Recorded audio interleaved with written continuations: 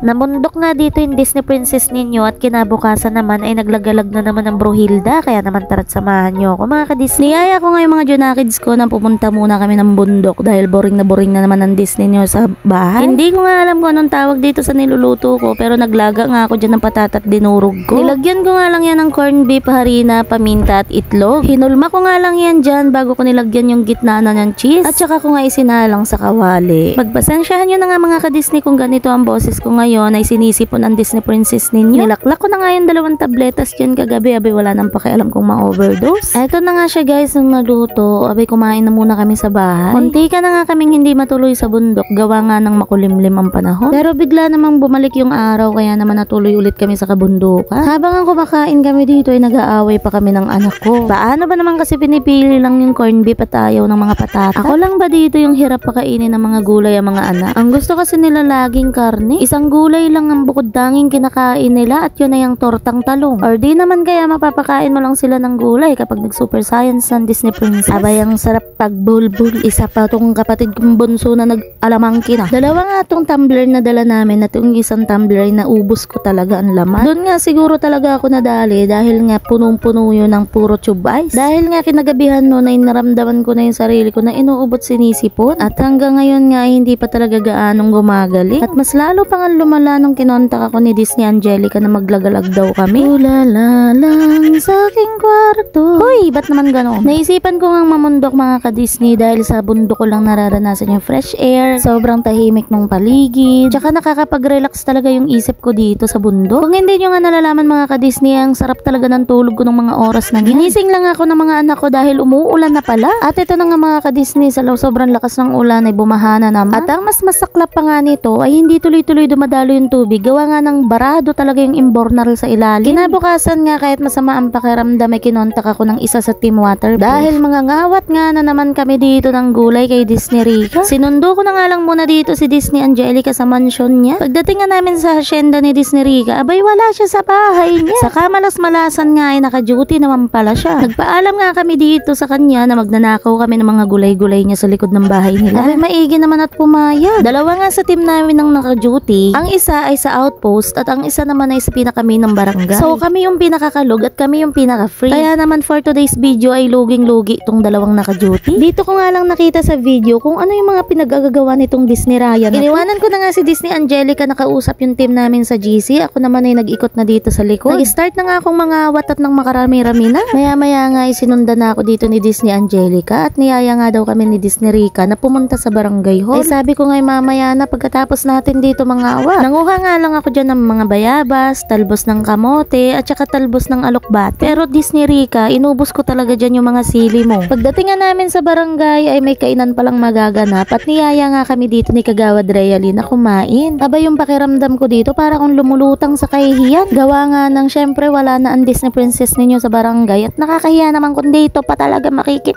Wala na rin naman ako magagawa dahil hinigit-higit na ako nitong katim ko. Huwag kang tawa-tawa dyan Kap, baka iparating mo ako sa Malacanang, makikikain ako sa barangay. Hindi nga rin po pala magpapahuli sa ating bida for today's video ang ating Disneyses na sina Kagawad Realy at si Baby Claire. Nakuhanan nga rin po pala ng CCTV natin ang aming HR and shoutout na rin po sa aming SK chairman na kahit kumakain ay for the busy pa rin sa cellphone. May kausap yata siya na importanteng tao. Nandito nga rin po pala sa ating CCTV na kuhanan si Secretary Janeline, ang pinakamagandang secretary ng barangay hall. Sinabihan nga kami dito nila Kap na umupo na sa lamesa at sumabay na sa kanilang kumain. Pero tumakas pa rin ako at bumaba nga sa kusina. Gawa ng nahihiya nga ako dun sumabay sa kanila. Mga bigating tao kasi yun at hindi ako nababagay doon. Matuto kan lumugar Disney. Uy, charot-charot lang yun. Maya-maya nga ay nag-usap-usap na dito sa baba na magsiswimming nga daw. Ay akala ko nga on the spot ang paswimming ay magsiset lang pala ng araw. Pero hindi pa nga sure if matutuloy ang paswimming. Gawa nga ng syempre birthday yun ni Disney Angelica. At baka nga may pa-meeting ang Team Waterproof that day. Eh sa team namin, maselan pa naman si Disney Ryan. Gusto niya team namin, team lang talaga na. Kahapon pa naman nung nagkita-kita kami niyan, abay menopause. Masyadong high blood talaga. Kahapon pa sana tapos tong video ko. Ang kaso nga lang habang nag-i-edit ako, ay kinonta kami ni Ate Baby Lee. Niyaya niya nga kami mag-shot puno nga daw, kaya naman for the go Team Waterproof. Panay nga tawa dito si Disney Angelica, abay pagbigyan na nga lang natin dahil ilang araw na lang ay birthday na niya. Panay nga sa akin urat dito si Kuya Jonathan, kaya naman naisipan kong tutukan siya ng CCTV. Ayan lang kasi ang makakapagpatahimik dyan. Katanghalian na nga nang makauwi ang Disney princess nyo dyan, kaya naman nagluto agad ako nitong sopas. Maulan kasi ng mga araw na yan, kaya naisipan kong magluto ng sopas. Hindi ko na nga rin yan dyan ginisa, diniretso ko na lang laga. Gawa nga ng puro unhealthy na lang na yung nakakain namin, masyadong mamantika.